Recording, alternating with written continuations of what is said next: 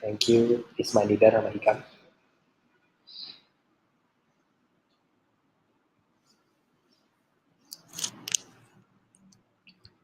Oke, so far udah ada 15 orang. Kita sekitar 5 menit lagi kita mulai.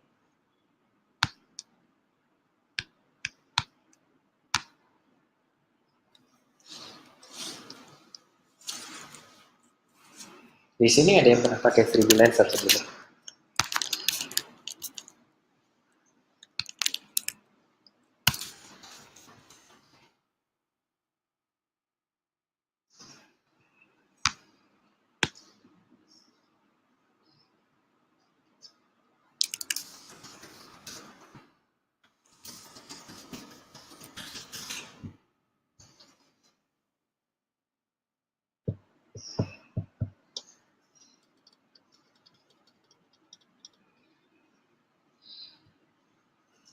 Ini nanti sambil saya present, kalau ada yang mau nanya ya silakan bisa tulis lewat chatting di forum.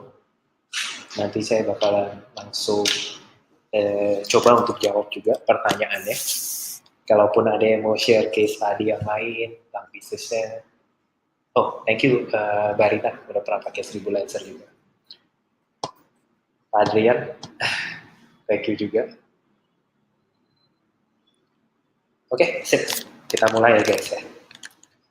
Oke. Jadi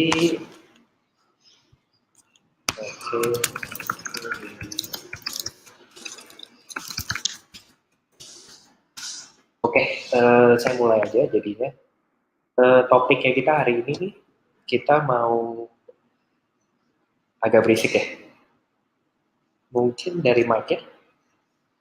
Dari saya sih, saya udah di ruangan yang benar-benar kosong sih, nggak ada orang.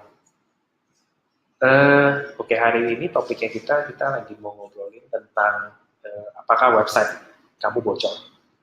Dan kalau misalnya bocor, gimana cara perbaikin. Maksudnya bocor tuh kayak gimana? Jadi intinya tuh kita misalnya tiap hari ada 100 visitor masuk ke website kita. Tapi pertanyaannya, kenapa nggak ada yang jadi beli? Atau mungkin sedikit lebih baik tuh, oke jadi beli cuma 2 orang, 3 orang. Padahal kan ada 100 orang nih yang istilahnya tertarik masuk ke website kita. Kalau mereka nggak tertarik, pasti mereka nggak bakal klik ke kita punya link website. Jadi ini ibaratnya bocor. Istilahnya bocor ini ujung-ujungnya kalau misalnya kita kita biarin terus, tentunya salesnya kita nggak bakal meningkat meskipun kita datengin traffic lebih banyak. Buat yang barusan join, tenang aja kalian juga nggak miss apa-apa ya. Sekarang udah ada sekitar 20 orang yang ikutan. Saya baru mulai juga. Jadi next saya share. Yang hari ini akan dipelajari ada 3, yaitu pertama 6 cara website Anda bisa bocor. Istilahnya kemungkinan bocor kenapa. Kedua itu 6 cara untuk gimana sih cara mencari kebocorannya melalui angka. Jadi kadang saya ketemu lumayan banyak pemilik bisnis ya, di mana mereka bilang sama saya, oh websitenya bocor. Cuma isunya adalah saya tanya, dari mana kamu tahu bocor?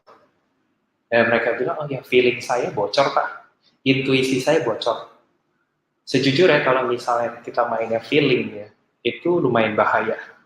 Makanya kadang saya sharing juga ke mereka, ke pemilik bisnis yang nanya ke saya, ini semua harus berdasarkan angka.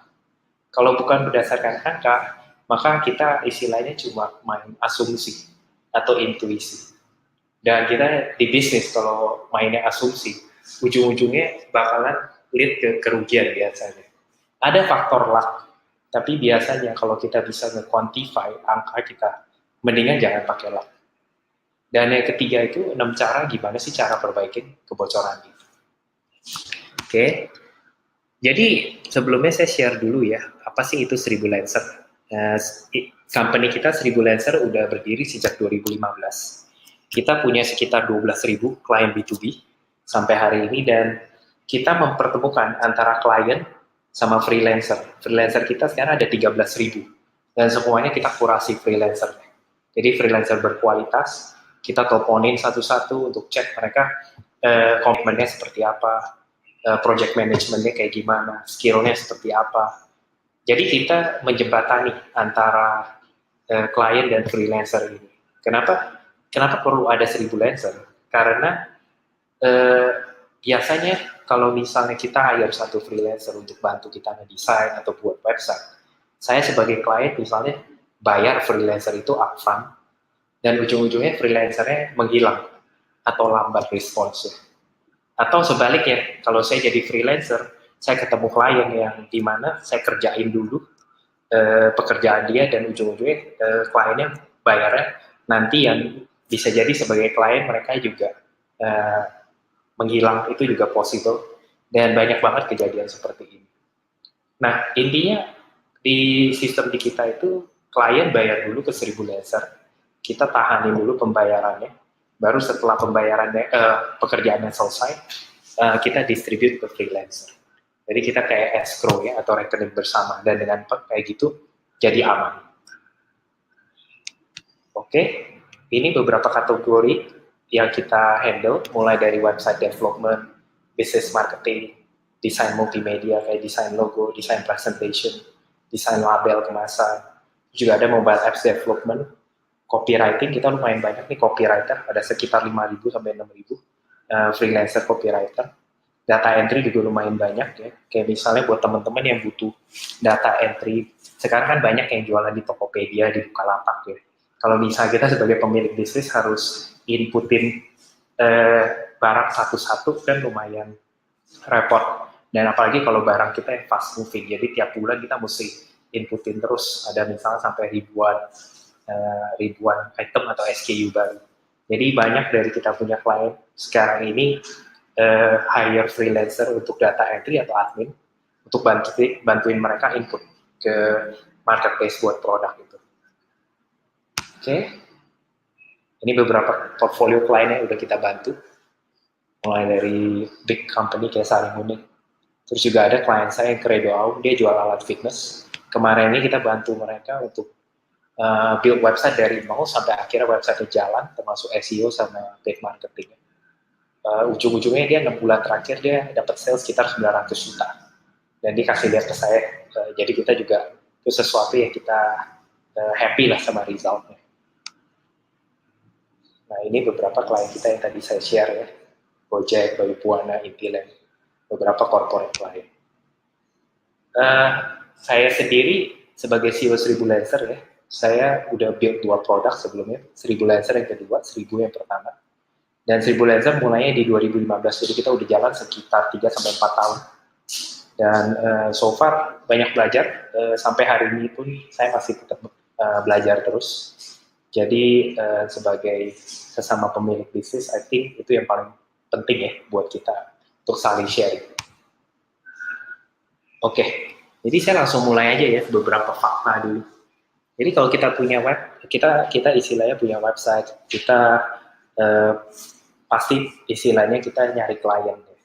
Dan biasanya klien itu sebenarnya prospeknya itu rata-rata klien kita tuh pasti riset online. Jadi ini data Google barusan ya di 2018, dia menunjukkan bahwa 73% dari pemilik bisnis atau kita bilang klien kita itu pasti riset online setiap harinya.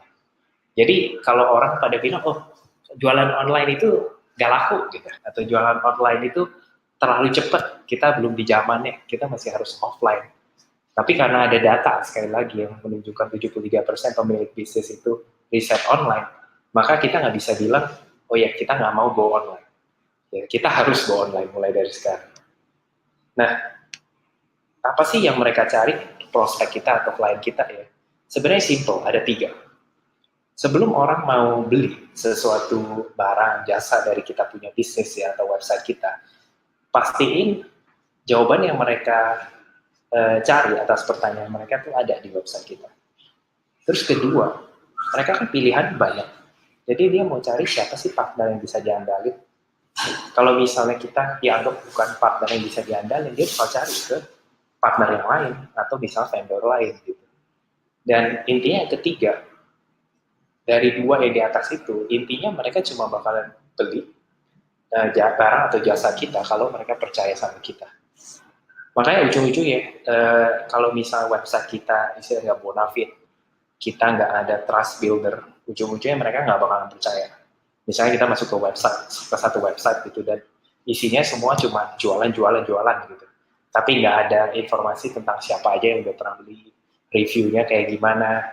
Nah itu ujung-ujungnya klien juga bakalan istilahnya ngerasa di-push ya untuk jualan, dan mereka bakal keluar dari website kita. Karena belum percaya sama website tersebut. Nah, balik lagi ke masalah kepercayaan tadi saya mention ya. Kalau mereka percaya, mereka akan melakukan apa yang kita inginkan. Mereka di sini klien kita ya, atau prospek kita. Contohnya, misal kalau dia percaya sama kita, maka dia akan beli produk kita, beli jasa kita. Atau yang paling simple, dia subscribe ke blog newsletter kita. Jadi, nggak semuanya harus tentang beli ya guys ya. Ada juga untuk action-action yang lain, di mana yang penting klien itu atau prospek itu nyantol dulu sama kita. Ya, kalau misal belum apa-apa, mereka langsung disuguhin, oh tolong beli nih 2 juta harganya gitu. Dia bakal nanya, siapa lu? Nah, ini sama, tapi di online. Jadi kita mesti bisa ngelihat gimana cara nge-interpret supaya mereka ujung-ujungnya percaya. Sampai sini kalau misalnya ada pertanyaan, silakan ya, sambil di chat juga boleh. Nah, ini contoh salah satu hal yang dimana kepercayaan itu lumayan penting. Saya mau share tentang potensial angka kebocoran di online itu seperti apa. Misalnya saya masuk ke satu website, saya belum percaya sama website ini, baru buka aja, dan ternyata website itu loadingnya lama. Otomatis saya langsung ngerasa, waduh, ini website bisa dipercaya nggak nih? Loadingnya lama banget nih. Hostingnya di mana sih? Nah, itu langsung menimbulkan suatu keraguan. Nah, yang saya pengen sharing, setiap loading 1 detik, itu akan menurunkan konversi penjualan sebanyak 7%. Maksudnya apa sih? Maksudnya, kalau misal kita punya website dengan sales per harinya 1 miliar, maka setahun kita akan kehilangan 25 miliar. Mungkin kalian bilang, oh Pak Ryan, sebenarnya kan sales saya pasti 365 miliar kan, karena kalau 1 miliar per hari dikali 365 masih lumayan gede nih. Tapi tetap aja 25 miliar itu sekitar 7% dari sana, which is very very big. Kalau misalnya 2 detik itu artinya kita kehilangan conversion sampai 14%. Dan tentunya kita kan nggak mau sampai ini terjadi. Padahal ini sesuatu yang bisa di-fix dengan mudah. Gitu. Jadi ini cuma suatu perumpamaan atau contoh ya, bahwa kita di sini harus menggunakan data untuk melihat kebocoran kita seperti apa. Jadi kalau misalnya kita nggak fix kebocoran ini contoh potensi kehilangan sales. Dan pastinya buat kita pemilik bisnis, cari sales itu salah satu yang paling susah. Apa kita mau sales masuk terus kita bocorin gitu aja? Pastinya nggak mau ya. Oke, jadi saya pengen share dulu ya 7 kemungkinan bocoran website. Yang pertama, paling simple. Buat mereka yang ngikutin dari zamannya .com bubble dulu ya. Ini dua-duanya website Apple. Semuanya pasti tahu ya, apple.com ya. Yang kiri itu websitenya mereka di tahun 93. Jadi waktu 93 itu masih under Steve Jobs juga ya, Apple punya website seperti ini. Ini very outdated. Dia punya informasi juga cluttered banget. Tapi ya mungkin karena ini zaman dulu, makanya masih acceptable. Tapi kalau misal website kita seperti yang sebelah kiri ya, di zaman sekarang, pastinya kan akan diketawain ya sama kita punya prospek atau potential client gitu. Makanya kita mesti mulai mikirin untuk istilahnya the new website design, which is yang sebelah kanan. Ya, yang ini sebelah kanan websitenya Apple di 2018 sekarang ini. Jadi udah lebih sleek tampilannya ya, beda banget sama yang sebelumnya. Kalau sebelumnya itu kayaknya banyak banget informasi dijejelin di homepage-nya gitu. Nah, next-nya. Nah, ini lumayan penting, penyampaian pesan yang lemah. Jadi, pas prospek itu masuk ke website kita tuh cuma punya 4 detik sebelum prospek itu keluar dari website kita. Jadi, kalau misalnya di website kita nggak menjelaskan apa yang kita lakukan, maka yang terjadi adalah prospek itu atau klien bakalan keluar. Ya, jadi ini ada 3 poin ya, yang dimana penyampaian pesan itu sangat penting. Jangan sampai klien tidak mengerti apa yang kita lakukan, bisnis kita itu apa, dan mereka punya suatu kebutuhan, tapi bisnis kita nggak bisa bantu dia.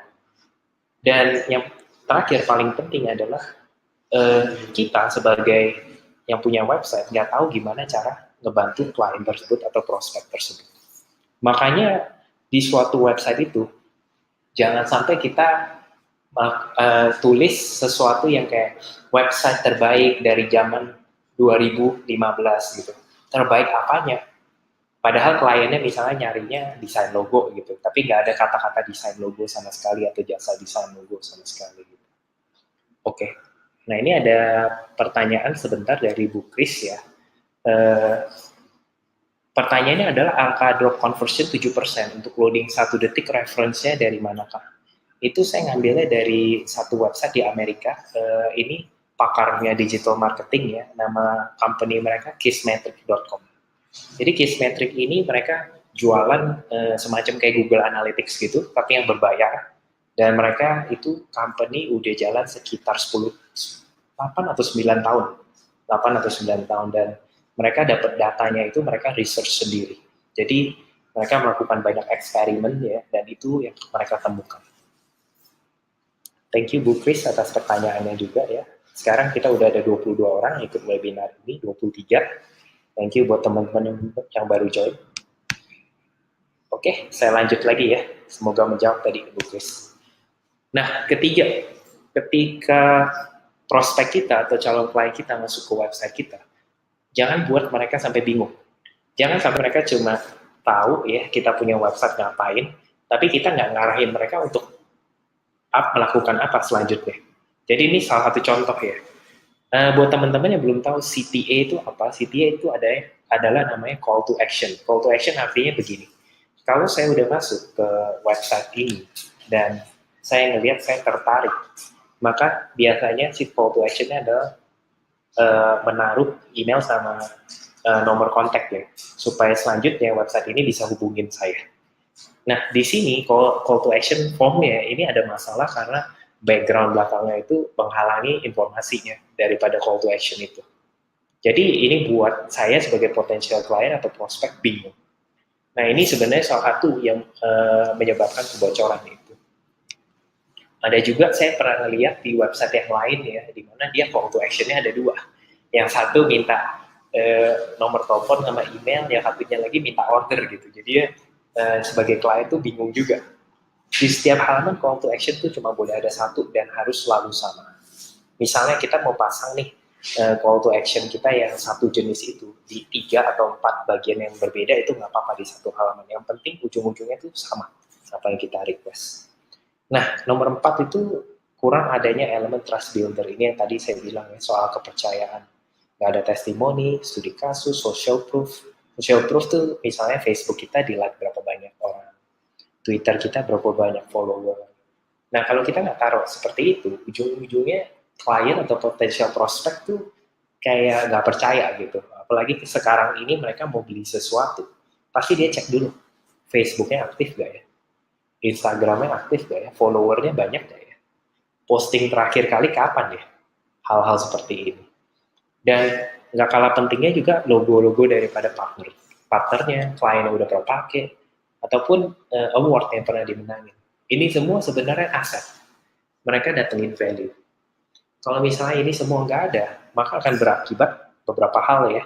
Kita tuh kesannya suatu bisnis baru, ya terlihat kecil, tidak stabil.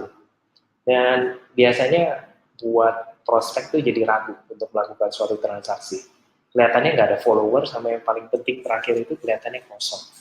Ya jangan sampai ini terjadi di website Anda. Dan kalau memang dari 4 hal ini kelihatannya, oh iya benar juga ya website saya nggak ada ini itu, langsung di fix bisa. Nah, ini juga ya, buat yang belum tahu SEO itu apa? SEO itu kepanjangannya Search Engine Optimization. Intinya kalau di Google misalnya belum kita ketik jasa desain logo ya, sekarang 1000 itu munculnya nomor 1. Nah, itu SEO. Oh, sebenarnya ada pertanyaan dari Pak Adrian ya, tentang kalau baru mulai belum ada testimonial. Nah, ini pertanyaan bagus. Jadi biasanya saya suka begini, sebelum saya launching website ya, saya udah jualan dulu produknya. Mungkin saya jualannya offline dulu. Jualannya ke siapa? Paling gampang, ke teman, ke saudara, teman dekat ya istilahnya ya, atau ke orang tua kita, Setelah itu ya minta mereka jadi kita punya pemberi testimonial jadinya. Nah dengan kayak gitu pas kita launching website pertama kali, minimum 2 testimonialnya cukup. Dari sana baru di grow. Clear ya Pak Adrian ya? Thank you atas pertanyaannya juga. Nah balik lagi ke SEO. Nah SEO ini ada beberapa hal yang lumayan penting. Ini rada teknikal ya. Cuma intinya ini menentukan keyword daripada kita punya bisnis itu apa. Kayak tadi saya jualan logo, makanya saya punya keyword adalah jasa desain logo. Ya itu perlu dioptimasi supaya jadi nomor 1 di Google. Ini nanti saya masuk lebih dalam lagi. Nah ini contohnya SEO. Kalau kita di Google kita ketik nih, di sini saya ambil contohnya jasa digital marketing. Nah jasa digital marketing sekarang 1000 Lancer nomor 3 atau nomor 4. Nah ini yang namanya SEO title. Jadi di title-nya itu perlu ada keyword jasa digital marketing. Di SEO meta description-nya perlu ada juga keyword jasa digital marketing. Ini sebagai contohnya. URL-nya juga ada jasa digital marketing. Nah, kalau yang belum pernah diimplementasi, contohnya ada yang di bawah ini. Nah, di sini saya pakai tools ya, namanya SEO extension. Dia bakal kasih lihat, oh, apakah di halaman kita itu title-nya ada atau enggak, description-nya ada atau enggak. Kalau misalnya nggak ada, ini sesuatu fix yang bisa dilakukan dengan cepat. Oke? Next, terakhir. Nah, terakhir ini yang bisa menjadi penyebab kebocoran adalah load speed yang pelan. Nah, semua orang pasti tahu ya, nama besar Penin ya. Jadi kemarin saya coba analisa mereka punya website. Saya masuk ke satu website untuk cek kecepatan, namanya itu gpmetrics.com. Nggak apa-apa, nanti saya share juga soal ini.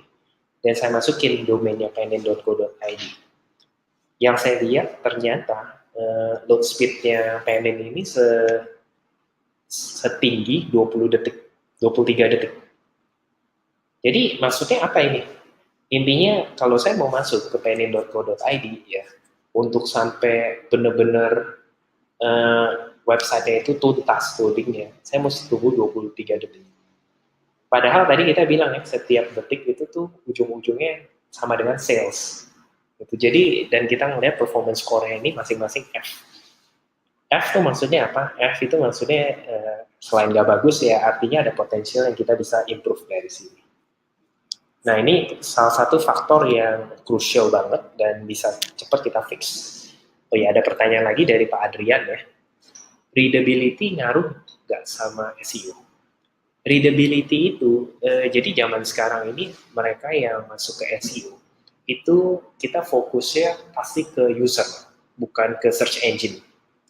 Jadi readability itu mengaruh, karena kalau readability-nya bagus, maka artikel tersebut atau misalnya informasi di halaman tersebut akan lebih disukai sama calon pembaca ya, atau pembaca itu sendiri, yang mengakibatkan dia bakalan sharing artikelnya.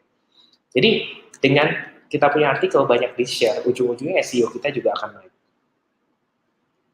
Pak Bambang ada pertanyaan juga, mau tanya, metadata sebaiknya setiap page atau artikel berbeda atau sama? Nah, ini juga sesuatu yang menarik. Kemarin ini saya coba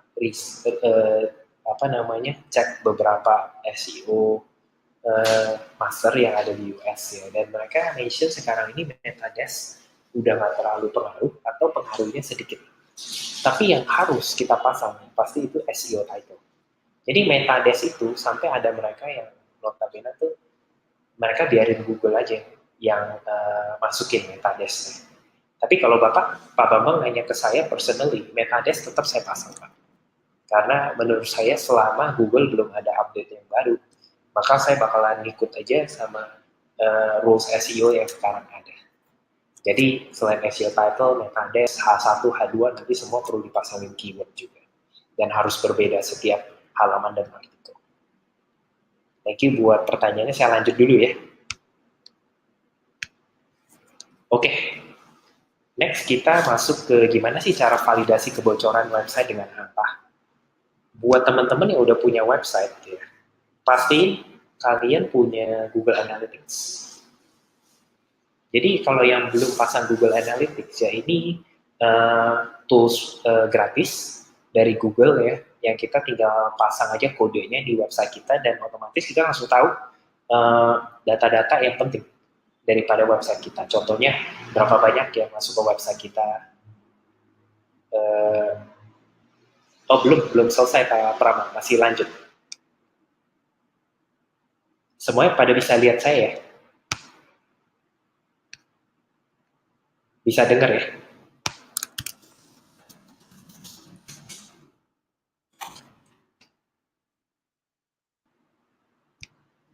Oke, saya lanjut deh.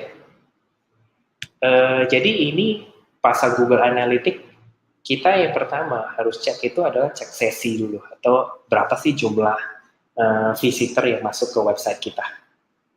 Nah, di sini saya kasih tunjuk ya, contohnya kita punya website itu ada nih sekitar 1 bulan ada 113 ribu ya, visitor gitu. Jadi kalau misalnya kita tahu traffic ini, tentunya kita cenderung bakalan ngecek bulan lalu sama bulan ini tuh perbedaan visitornya atau trafficnya seperti apa. Kalau semakin naik itu semakin bagus. Tinggal kita cek aja apakah visitor semakin banyak, itu ngaruh ke sales yang semakin tinggi. Nextnya, yang kedua, cek namanya bounce rate. Bounce rate itu apa? Bounce rate intinya, kalau misalnya kita ada prospek masuk atau visitor masuk ke website kita, dan setelah mereka masuk, dia langsung keluar dari website kita, itu artinya mereka bounce. Kalau misalnya bounce rate-nya misalnya 48% di sini, artinya setiap 2 visitor yang masuk ke website kita, 1 orang langsung keluar dari website kita tanpa melihat atau browse website kita lagi. Nah, ini kita harus buat sekecil mungkin. Saya sempat lihat waktu itu ada satu website yang bounce rate-nya kalau nggak salah sekitar 7-8%. Saya rada lupa itu websitenya apa, tapi itu artinya websitenya benar-benar bagus. Dia bisa engage dia punya traffic-nya yang masuk ke sana, dan traffic yang masuk itu semuanya relevan traffic. Jadi angka ini harus sekecil mungkin. Total average page per session, ini maksudnya apa? Total average page jadi begini, kalau misalnya saya prospek atau saya visitor masuk ke website, saya masuk ke berapa banyak halaman sih? Semakin tinggi halaman yang saya masuk ya, istilahnya semakin banyak ya yang saya ekspor halamannya, misalnya sampai 7-8 halaman, kemungkinan besar itu akan masuk atau menuju ke penjualan. Jadi artinya kita punya website itu very engaging, dan potensial prospek itu kan biasa pasti browsing dulu ya sebelum mereka melakukan pembelian. Jadi semakin tinggi ini semakin bagus. Dan tapi balik lagi ke setiap industri beda-beda. Kalau misalnya industrinya media, kayak kita misalnya baca detik.com atau kompas.com ya, pasti kan kita bolak-balik cari artikel baru ya, dan lain-lain, otomatis pasti pages per session itu sangat tinggi. Nah, kita di 1000, kita punya pages per session itu sekitar 8 pages per session. Jadi itu udah lumayan tinggi juga.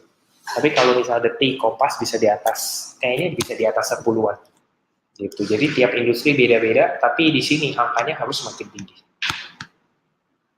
Nextnya time on site. Time on site ini juga lumayan penting, mirip sama pages per session. Semakin tinggi time on site-nya semakin bagus. Jadi ini artinya berapa lama kita punya visitor itu berada di website kita. Ya, kalau semakin tinggi artinya makin engage. Session itu bisa dibilang, jadi kemarin Google Analytics nih, ini ada pertanyaan ya dari Pak Bambang, per session itu maksudnya per visit kah? Jadi per session itu sebenarnya nggak tepat langsung per visit. Per session itu misalnya kayak saya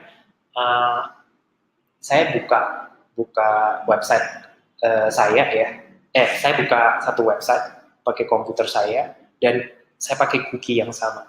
Dan saya buka 2 kali itu kurang lebih per session, Pak. Sekarang ini kalau nggak salah ya, saya udah nggak ada yang namanya unique visitor, tapi might be wrong, saya mesti cek lagi. Ini ada perubahan dari Google Analytics, tapi saya biasanya suka ngomong ya per visit itu per session kurang lebih. Tapi sekarang ini saya banyak nge-tracking, kita punya lebih ke daily active user di AU. Itu satu data yang lumayan penting juga. Tapi hari ini kita bahas dulu yang lebih ke basic to advance. Nanti di webinar saya selanjutnya saya bakal bahas yang lebih dalam lagi. Oke. Nah, kelima paling penting itu kalau teman-teman belum pasang ya namanya goals. Goals itu apa sih? Goals itu intinya adalah suatu tracking yang kita pengen lihat. eh, Bisa prospek yang udah masuk ke website kita. Kita pengen mereka ngapain? Pengen mereka order suatu barang, pengen mereka subscribe ke kita punya newsletter. Jadi ini semua bisa disetting. Kalau misalnya nggak ada goals ini, ujung-ujungnya kita nggak tahu mereka yang masuk ke website kita itu ngapain aja. Perlu suatu action atau event supaya kita bisa quantify apa yang kita lakukan. Jadi caranya set goals ini kita tinggal ke Google Analytics. Nanti ke bagian admin ada pilihan goals di sana. Dan goals itu biasanya kita masukin misalnya thank you page-nya atau misalnya thank you page setelah subscribe newsletter, thank you page setelah order seperti itu. Jadi kita bisa lihat misalnya di sini saya sharingin ya, saya punya goals namanya buat private job. Dari yang nomor 1, teman-teman bisa lihat ya, saya ada 26.000 user yang masuk dan sekitar 3.000 goals yang completed di sebelah kanan. Nah, itu dari organic search. Jadi kita bisa melihat ini setiap channel berapa banyak sih goals yang menghasilkan. Jadi dari sini kita bisa lihat misal organic search itu SEO ya, itu pengaruhnya paling gede. Kedua direct, ketiga itu baru paid marketing. Nah, kita bisa melihat persentasenya juga. Jadi buat teman-teman yang mau mulai bisnis website atau udah punya website ya, bisnis online atau udah punya website, nomor 1 paling penting pasang Google Analytics, nomor 2 set goals. Karena kalau udah ada 2 ini, ujung-ujungnya semua data itu kita udah dapat. Dan tinggal nanti gimana caranya kita pakai data itu untuk ambil keputusan. Pak Prama nanti slide-nya bisa kita share juga kopinya, dan ini kita planning mau taruh di YouTube juga Pak. Buat Pak Denikian, welcome. Nah, terakhir satu data lagi yang lumayan penting ini namanya exit page. Exit page itu apa sih? Misalnya saya punya satu website. Di website itu ada 10 halaman. Dan ternyata dari 10 halaman ini ada satu halaman yang semuanya orang keluar dari halaman itu. Artinya kemungkinan besar halaman itu ada problem. Kadang problemnya adalah, oh ternyata itu error page.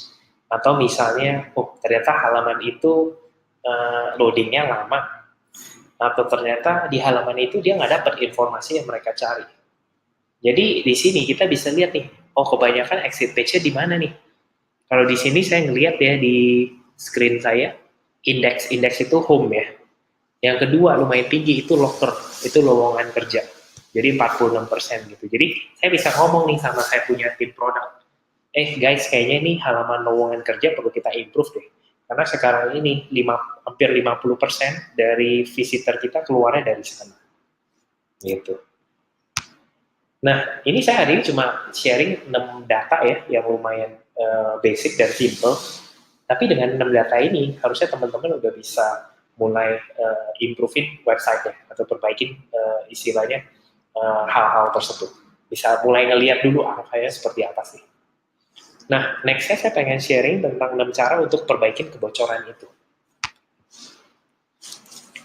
Nah, yang pertama ya, itu kita harus desain, ini ada hubungannya sama load speed juga ya, dan bounce rate. Jadi sekarang ini kan banyak banget mereka yang masuknya lewat mobile. Dan kadang kita mikir, oh ya kalau masuk lewat mobile itu kita harus punya mobile apps. Tapi sebenarnya bukan itu solusinya, karena buat mobile apps itu sangat mahal, dan istilahnya mesti di-download dulu kan mobile apps. Jadi orang kadang juga bakalan ragu untuk nge-download apps karena itu ada proses lagi. Yang paling simple sebenarnya mereka buka browser dan mereka akses website kita. Nah, pastiin ketika mereka akses website kita dari mobile itu ada tampilan mobile friendly. Contohnya yang di-share di sini.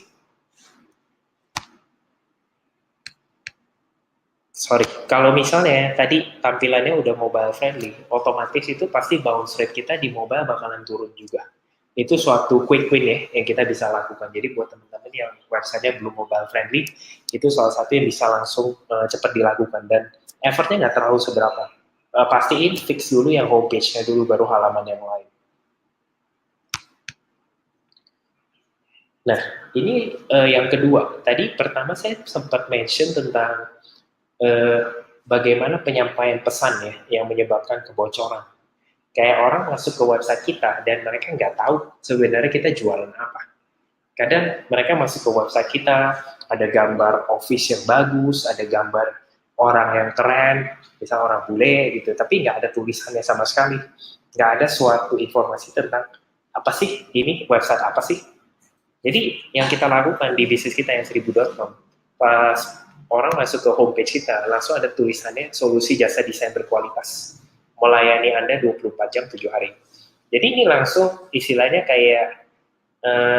kayak prospek atau potential client tuh langsung tahu in your face gitu, kayak oh mereka nggak perlu mikir lagi untuk cari tahu ini website apaan.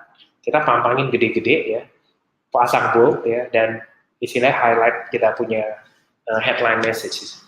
Selanjutnya, mereka kan pasti akan melakukan perbandingan tentang, oh ya, kenapa pakai 1000, kenapa nggak pakai jasa desain yang lainnya. Kita munculin, kita punya unique selling proposition di sini. Contohnya puluhan desain berkualitas dalam 7 hari, desain pertama dalam 1 jam, revisi desain tanpa batas. Ini yang perlu kita masukin. Jadi kita jangan masukin hal-hal seperti, oh jasa desain terbaik di dunia, misalnya gitu, atau jasa desain terpercaya gitu, karena itu semua yang kita bilang namanya self-proclaim ya. Siapa yang bilang itu jasa desain terbaik? Nggak ada. Tapi kalau misalnya saya bilang jasa desain berkualitas, bisa dilihat sendiri portfolionya seperti apa. Gitu. Dan makanya kita mesti munculin perbedaan antara kita sama kompetitor kita. Nah, ini yang tadi saya mention ya, soal USP ya, atau Unique Selling Proposition. Pakai banyak kata berkualitas itu lumayan ampuh. Tampilkan angka misalnya kayak 10.000 plus klien. Tampilkan market juga. Nah, ini lumayan menarik nih. Jadi kadang ada yang calon prospek kita masuk ke website kita dan mereka nggak, oh ini kayaknya cocoknya untuk corporate, nggak cocok untuk gua nih, gua UKM soalnya gitu. Tapi kalau kita tulis bahwa oh ya ini cocok untuk telah membantu industri UKM, corporate, medium company, maka mereka jadi tahu juga. Dan juga kadang misalnya mereka industrinya itu di industri hukum gitu. Tapi kita nggak tulis bahwa ada industri hukum yang kita bantu juga, atau semua industri gitu ya.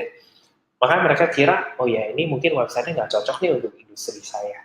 Jadi jangan sampai mereka berpikir seperti itu atau membuat asumsi. Makanya kita mesti sampaikan pesan itu dengan jelas. Nah, next-nya ini, yang tadi saya sempat bilang ya, kita mau mereka ngapain sih di website kita? Misalnya mereka mau subscribe newsletter, order, kita perlu yang namanya call to action atau CTA. Ini saya ambil contoh juga di 1000 ya. Jadi mereka yang masuk ke website kita bakalan offer kesempatan untuk bisa meeting dulu dengan kita untuk bahas kebutuhan desain mereka. Jadi ini kita benar-benar tampilin jelas di headline-nya. Terus habis itu ada informasi yang mereka mesti masukin, jangan banyak-banyak, 2 aja cukup. Biasanya nama lengkap, 3 cukup. Bukan 2, 3, jadi nama, email, dan nomor telepon. Saya lumayan suka masukin nomor telepon, karena di Indonesia ini masih relatively orang sering suka WhatsApp, orang suka chatting, memang nggak suka ditelepon, tapi lebih gampang untuk telepon daripada balas email. Jadi saya biasanya minta nomor telepon mereka juga. Jadi jumlah fields jangan banyak-banyak, jangan minta istilah tanggal lahir mereka, jangan minta alamat mereka, ya 3 ini aja cukup. Dan terakhir 1 tombol untuk daftar. Dan tombol ini harus selalu sama.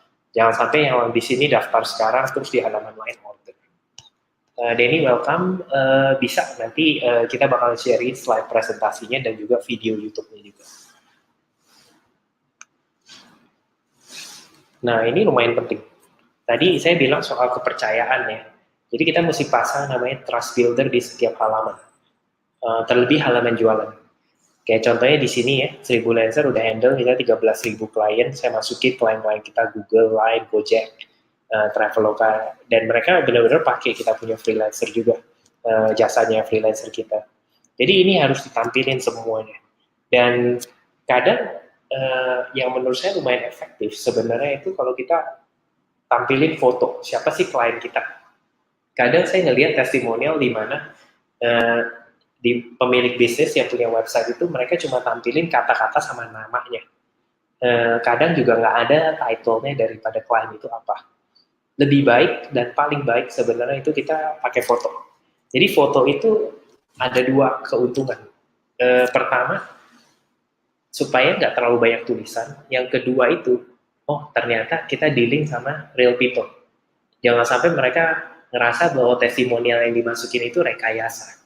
Gitu. Jadi misalnya di awal tadi Pak Adrian nanya testimonial mau taruh siapa? Saudara kita bisa tinggal minta fotonya mereka masukin ke website kita.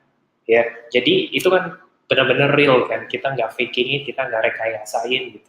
Kayak ini klien saya dua orang, yang sebelah kanan yang punya Barry Benka, Jason, yang sebelah kiri ini dia punya apa namanya company hukum law di Jerman. Jadi waktu itu mereka buat website di lewat 1000 Lancer dan mereka bilang very affordable, mereka juga happy sama hasilnya. Nah ini trust builder lagi ya, salah satu trust builder yang lumayan penting tadi selain award itu adalah media. Jadi kita udah diliput sama beberapa media di sini, jangan dibiarin aja, kita pasangin juga di website kita. Dan kalau misalnya media ini media online itu juga bakal bantu ke SEO kita juga. Jadi perlu ada link back lagi ke medianya juga. Dan di bawahnya ini saya ada dua contoh lagi ya, saya masukin lebih banyak lagi client testing sama reviewnya mereka. Kalau yang sebelah kanan, saya masukin namanya studi kasus sama klien. Studi kasus ini bagus karena tipenya itu kayak PDF dan bisa dibagi-bagi juga. Gitu. Jadi kadang klien kita pengen denger sih ceritanya pakai untuk apa sih sebenarnya studi kasus ini. Oke, next-nya. Nah, kelima ini yang kita bisa lakukan untuk fix kebocorannya adalah pasang SEO on page. Tadi saya udah mention ya, SEO on page. Misalnya keyword saya jasa digital marketing. Di kita punya halaman tentang jasa digital marketing ini, kita mesti ada keyword jasa digital marketing. URL-nya juga perlu ada di jasa digital marketing. Dan SEO meta description-nya juga harus ada. Nggak cuma di sini aja. Pas masuk di halaman itu sendiri, kita mesti pasang juga H1 dengan keyword jasa digital marketing. H2 juga dengan keyword yang sama sampai H4. Dan untuk image sendiri, kita mesti ada keyword jasa digital marketing juga. Nah, ini ada beberapa tambahan lagi di SEO, tapi saya nggak bahas hari ini. Tapi ini salah satu yang kalian bisa look into untuk perbaikin website yang bocor. Terakhir, untuk nurunin load speed. Nah, untuk nurunin load speed ini, saya ada dua tools yang bisa kita pakai ya. Yang pertama namanya gtmetrics.com, yang kedua namanya bycheck.com. Jadi yang bagus dari dua tools ini ya, di tools ini contohnya si gtmetrics. Di sebelah kanan, ini ada beberapa action yang bisa kita lakukan. Kalau teman-teman ngelihat ada yang tulisannya serve scale images, grade-nya F ya, atau 0 ya. Di sini dia jelasin bahwa kalau misalnya kita improve ini, maka akan ada 90% reduction daripada file size kita. Itu jadi artinya apa sih? Kalau kita improve bagian ini, ujung-ujungnya kita punya website bakalan load lebih cepat. Intinya di sini image yang kita pakai ini terlalu besar buat website kita. Bisa kita kompres atau kita kecilin. Nama file image ngaruh ke SEO atau enggak, Pak? Kalau nama file image nggak pengaruh, tapi yang pengaruh itu yang alt image-nya. Jadi di alt image kita bisa taruh keyword di sana.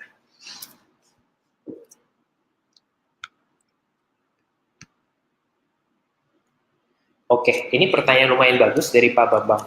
Untuk setiap page atau artikel sebaiknya satu target keyword per artikel atau bisa berapa keyword? Kalau saya biasanya maksimum saya targetin 2 keyword aja, Pak. Jadi contohnya begini, misalnya halaman yang tadi saya kasih lihat yang jasa desain logo, saya targetin cuma keyword jasa desain logo sama jasa logo. Jadi saya nggak targetin lagi yang lain, cuma nanti kalau misalnya udah bagus 2 keyword itu, maka ujung-ujungnya keyword-keyword yang lain yang berhubungan sama 2 keyword itu bakalan mulai ngangkat. Misalnya jasa pembuatan logo, jasa logo murah, jasa logo berkualitas, itu bakalan naik dengan sendirinya. Kenapa saya nggak suka lebih dari 2 keyword? Karena nanti ujung-ujungnya kelihatannya sangat tidak natural. Itu yang kita bilang namanya keyword stuffing.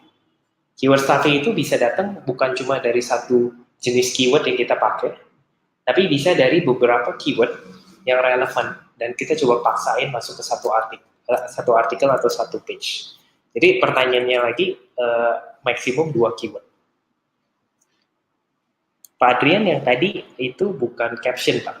Jadi nanti kalau kita misalnya ke image kita, terus kita edit ya, akan ada dia punya field namanya alt image tag. Itu yang kita masukin keyword. Ya, semoga menjawab pertanyaannya juga ya. Nah, kita udah sampai ke penghujung acara juga. Rangkuman sama intisarinya apa sih? Jadi website yang kita buat ini ada 3 simple. Website yang kita buat ini untuk klien, bukan buat kita. Jadi kadang kita ini sebagai business owner pastinya kan punya pemikiran sendiri ya. Atau yang kita bilang kadang idealis. Misal saya pernah ketemu sama satu teman yang dia bilang websitenya dia kurang bagus. Lalu saya tanya kurang bagusnya kenapa? Dia bilang ya gitu deh, warnanya kurang oke, ya kayaknya bisa lebih di-improve. Cuma saya bilang sama dia, maksudnya kalau kamu bilangnya seperti itu, ujung-ujungnya juga yang perbaikin nggak ngerti maksudnya. Jadi di sini dia lebih ngarah ke buat website itu untuk dia, bukan untuk pembelinya. Jadi saya bilang sama dia, coba kamu dapetin aja input dari klien kamu atau potensial klien kamu, supaya kamu bisa melakukan fix berdasarkan apa yang mereka butuhkan, bukan yang kamu butuhkan. Itu nomor 1. Kedua, pas klien masuk ke website kita, artinya mereka udah istilahnya meluangkan waktunya mereka untuk istilahnya nengok atau ngintip ke dalam kita punya rumah ya atau website kita. Pastiin journey-nya mereka itu bagus.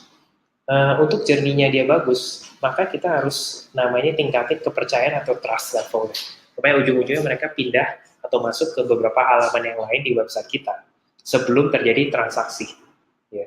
Yang ketiga, saya tadi mention tentang gimana buat journey itu lancar ya. Contohnya misalnya load speed-nya harus kita turunkan, ya. Terus message-nya harus langsung jelas kita jualan apa. Jadi journey klien supaya lancar sampai akhirnya beli jasa atau produk, kita harus buat nyaman dan istilahnya kalau saya suka bilang tuh tanpa friction. Jadi kalau misalnya masih ada friction, load speed-nya lama nih mau masuk halaman pembayaran, nah langsung harus kita fix atau betulkan.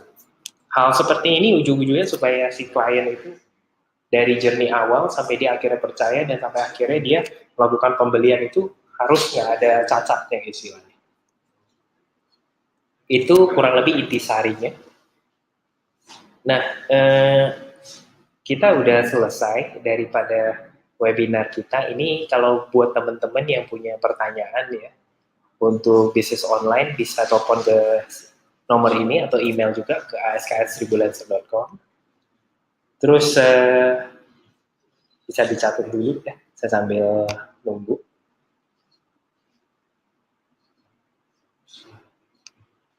Oke. Nah, kita juga ada nyediain beberapa paket ya di website kita kalau yang belum tahu. Ini paket-paket ada misalnya kayak paket buat website. Saya kasih lihat deh contoh-contohnya. Pertama paket desain logo dulu. Nah, ini paketnya kita. Paket desain logo itu untuk mereka yang mau mulai buat usaha ya. Mulai dari 500.000. Dan ada yang premium, paket itu dari 1 juta. Nah, ini kita lewat freelancer juga. Dan kita juga udah kurasiin freelancernya berkualitas semuanya. Ini bisa diklik juga paketnya kalau teman-teman mau lihat detailnya. Oke, next-nya saya ada beberapa paket lagi ya. Yang kedua itu ada paket website company profile.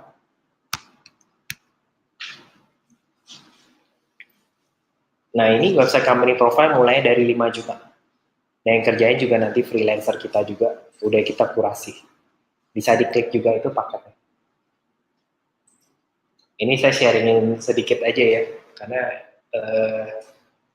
saya sebenarnya lebih suka sharingin yang apa namanya, mungkin nanti sambil jalan saya bisa bantu coba untuk reviewin website teman-teman juga kalau ada request ke arah sana. Terus yang terakhir saya mau sharingin offernya yang lumayan banyak nyari itu paket sosial media marketing bulanan. Jadi yang ini nih lebih ke social media marketing management. Jadi kalau misalnya kita business owner kita yang handle sendiri Facebook, Instagram, kita harus nge-post terus kan capek juga ya. Jadi kita ada freelancer yang ngebantu untuk planningin apa aja yang mesti di-post misalnya selama sebulan, atau kita juga bisa beli paketnya untuk 3 bulan. Dan mereka juga apa namanya bisa deliver sesuai dengan industri yang berbeda-beda juga. Nah, ini startingnya di 3 juta. Oke. Nah, nextnya ada pertanyaan lagi ya dari Pak Adrian. Untuk develop web better tim CMS atau custom, Pak? Nah, ini pertanyaan lumayan bagus. Jadi kapan kita pakai tim CMS, kapan pakai yang custom? Jadi kalau tim CMS, saya biasa suka misalnya untuk company profile. Misalnya kayak paketnya kita tadi yang company profile itu, juga kita pakainya WordPress. Jadi kenapa sih kita buatnya pakai WordPress ya? Karena itu kita anggapnya masih website.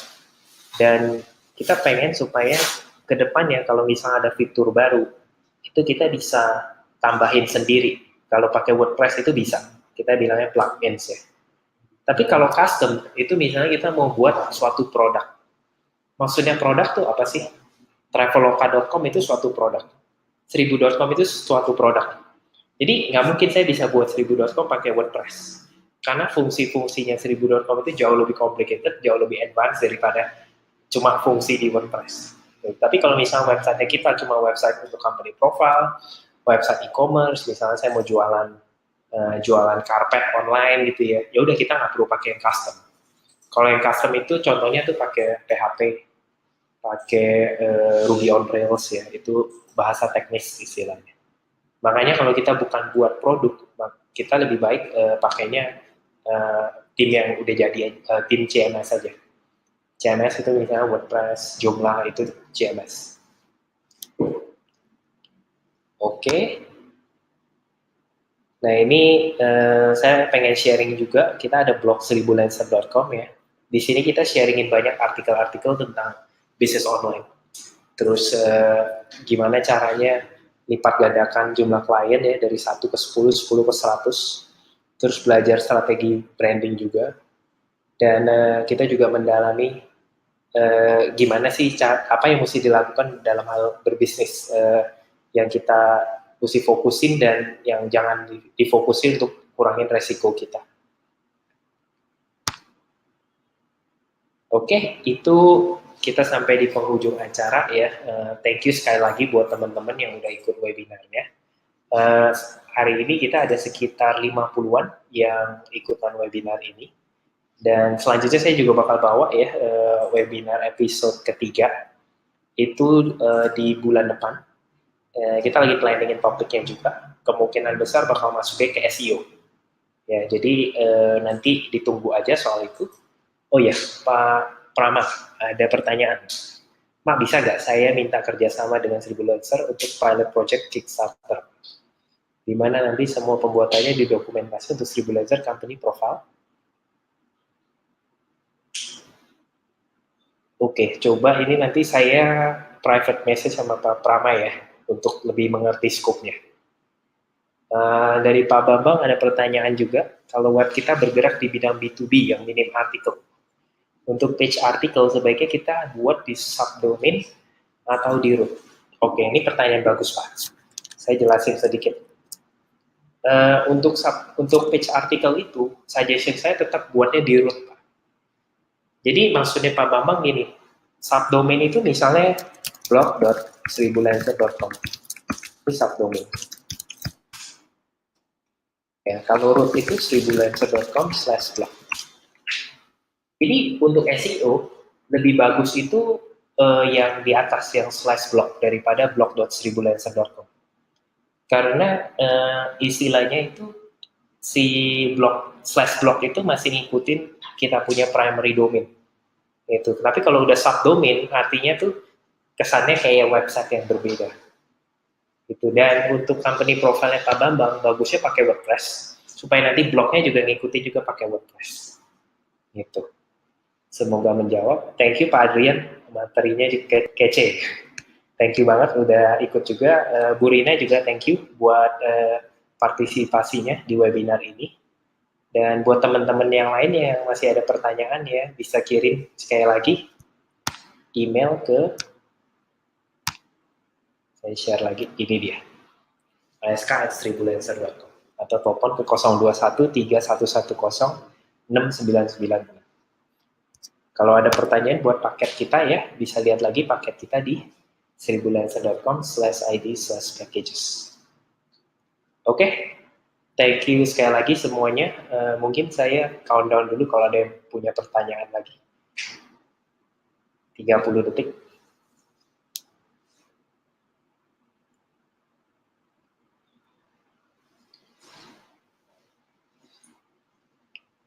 Oke. Oh, thank you Mas Denny. Nggak apa-apa, nanti saya sharingin juga materinya ya, sama kita ada YouTube videonya juga. Sip. Kayaknya next month saya bakal bawain SEO bareng partner saya juga, Pak Sanjay. Oke, terima kasih semuanya udah meluangkan waktunya ya selama 1 jam ini. Dan kita sampai jumpa lagi di sesi webinar nomor 3. Thank you. Good night.